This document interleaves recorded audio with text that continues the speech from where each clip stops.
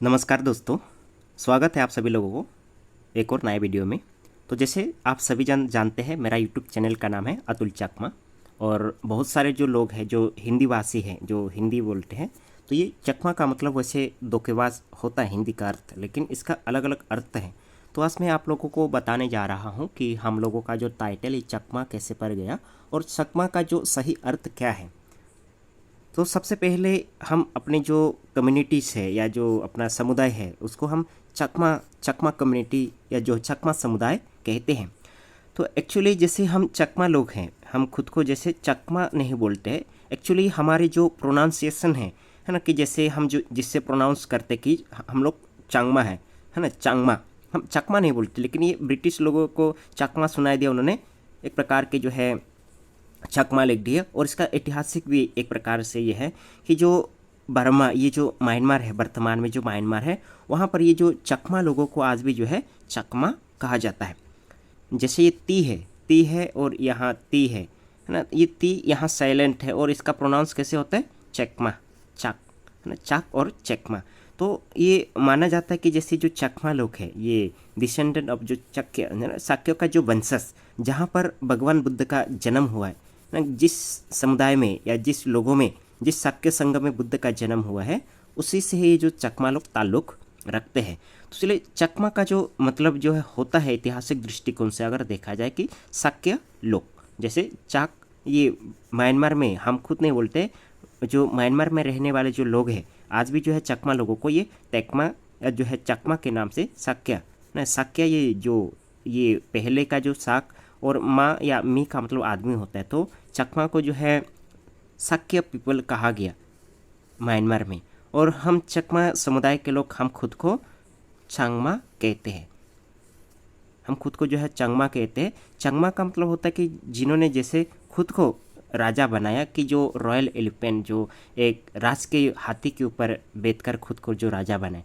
कि जैसे भगवान बुद्ध के समय में या उससे पहले जो शाक्यों का एक ट्रेडिशन रहा है, एक परंपरा रहा है, कि जिसमें एक जो राजा होता है, कि जो राजा को उस हाथी में सवार करना होता है। कि अगर जैसे फॉर एग्जाम्पल जिस भी राजा का कोई अंश नहीं है, कोई वंशज नहीं, कि राजा के बाद में कोई राजा बने, ऐसा कोई दावेदार ना हो, तो ऐसा होता था कि शाक्य संघ में ऐसा होता था कि वहाँ जो राष्ट्र के जो हाथी होता है, जिसको सजा कर है ना फ्री जो है ऐसा खुले में छोड़ दिया जाता है, और उस हाथी के ऊपर जो भी बेचने में सफल होता है या हाथी जिसको वहाँ बेचने देता है, उसको जो है राजा बनाया जाता है। कि जैसे एक एग्जाम्पल के तौर पर, उदाहरण के तौर पर अगर देखा जाए कि शुद्ध धन है ना, ये जो शुद्ध धन है, ये भगवान बुद्ध के जो पिताजी है ना, कि बुद्ध का जो है सिद्धार्थ का ग्रह त्याग करने के बाद वो बुद्ध बने, और बुद्ध के बाद उसका जो लड़का राहुल था वो भी जो है भिक्षु बना, ये भी ये बन गया। और ये शुद्धोधन का एक और जो दूसरे पत्नी, जो सिद्धार्थ के मौसी प्रजापति गौतमी हैं,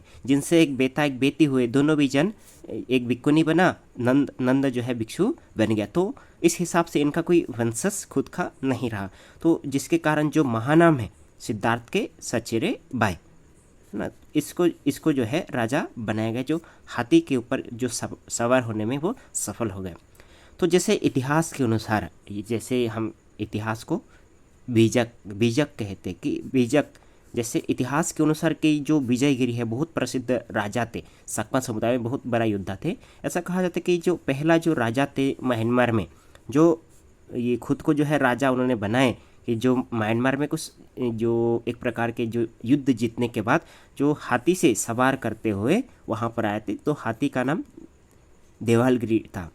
तो वहाँ पर जैसे चांगमा, इसलिए जो है चांगमा के नाम से वहाँ पर जाना गया। जैसे चांग का मतलब आदमी और मांग का मतलब होता है राजा, या जो है हाथी का राजा, हाथी के ऊपर जो बैठकर जो राजा बनने वाले राजा। तो चले अभी भी जो है चांगमा कहा जाता है। तो बर्मिश लोग आज भी जो है सकमा लोगों को, ये जो है शाक्य लोग, वो खुद मानते हैं। तो इस प्रकार के जैसे हम वैसे खुद को जो है, जो हम खुद को जो है चांगमा के नाम से ही जानते हैं। तो अगर देखा जाए कि ये जो चकमा लोगों का जो जनसंख्या है भारत में, करीब करीब जो है मुझे लगता है कि 4 लाख तो नहीं होंगे, लेकिन 3 लाख के ऊपर हो सकते हैं शायद। हाँ, 3 लाख के करीब करीब मान के चलिए। कि जैसे जो चकमा लोगों का एक जो है ब्रिटिश समय में या आज़ादी के पहले इन लोगों का एक सुनहरा, मतलब हमारा एक सुनहरा जो इतिहास रहा है। ये चकमा लोग वो लोग हैं जो भारत के आज़ाद होने के 155 साल पहले ब्रिटिश लोगों से 29 सालों तक गुरिल्ला वार उन्होंने जो है एक प्रकार की लड़ाई लड़ा, जो 1772 से लेकर 1798 तक उन्होंने इस प्रकार 29 सालों तक लड़ाई लड़ा है।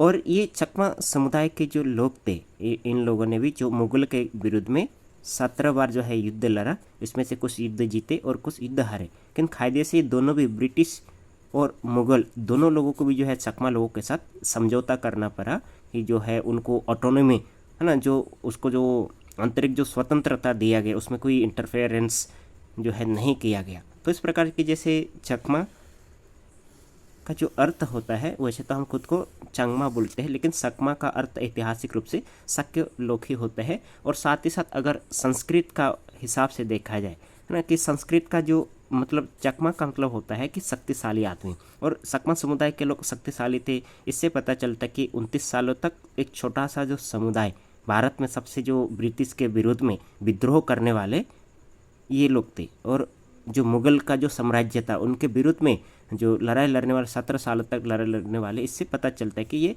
एक प्रकार के बलशाली, शक्तिमान या शक्तिशाली हिम्मत वाले जो कम्युनिटी जो संस्कृत है। संस्कृत का अर्थ, चकमा का अर्थ संस्कृत में होता है शक्तिशाली, शक्तिमान। और पाली में एक सूत्र है जिसमें चाकू माँ कहा गया। चाकू माँ का मतलब होता है कि जिनके आंखें खुल गया या जो ज्ञानी बना है। तो इस प्रकार हम देख सकते हैं कि ये चकमा का अर्थ हिंदी को छोड़कर बाकी अलग अलग जो भाषाओं में इसका सुंदर सा अर्थ है। लेकिन जिनको पता नहीं कि परिचय देते कि कभी कभी जैसे पूछते कि आपका नाम क्या है, मैं अतुल बोल दिया, फिर पूरा नाम क्या है, अगर मैं चकमा बोल दिया तो थोड़ा सा मुंह बंद करके थोड़ा सा लोग मुस्कुराने लगते, आपस में देखने लगते, क्योंकि उसको ये जो इनका जो हमारे पूर्वजों का सुनहरा जो इतिहास लोगों को पता ही नहीं है। और साथ ही साथ ये चकमा समुदाय के लोग वो लोग थे जो डॉक्टर बाबा साहब अम्बेडकर जब संविधान सभा में चुनाव लड़ रहे थे, जब यहाँ उनके ही खुद के लोगों ने जब हराए, तो बाबा साहब अम्बेडकर जब वेस्ट बंगाल से चुनाव लड़ रहे थे, योगेंद्रनाथ मंडल जी के जो कॉन्स्टिट्यूंसी है, तो वहाँ से जब चुनाव लड़ रहे थे, ये चकमा समुदाय के जो हमारे पूर्वज हैं उन्होंने बाबा साहब अम्बेडकर को मतदान दिए थे ताकि वो संविधान सभा पे जा सके और भारत के लिए संविधान बना सके। तो चकमा लोगों को इस भारत का संविधान को बनाने में या संविधान सभा में बाबा साहब जैसा योग्य व्यक्ति को भेजने के लिए भी चकमा लोगों ने भी बहुत बड़ा योगदान या बहुत बड़ा भूमिका निभाई है। और भारत को आज़ाद करने में तो बहुत बड़ा त्याग और बलिदान चकमा समुदाय को रहा है। लेकिन दुख इस बात के कि जैसे दूर दराज के होने के कारण चकमा समुदाय के जो सुनहरा जो इतिहास है वो कभी एकेडमिक जो सेक्शन जो कॉलेज स्कूलों के पुस्तकों में कभी नहीं आ पाए। हम भविष्य में उम्मीद करते हैं कि ये इतिहास, सुनहरा इतिहास पुस्तकों के माध्यम से निश्चित रूप से बताया जाएगा।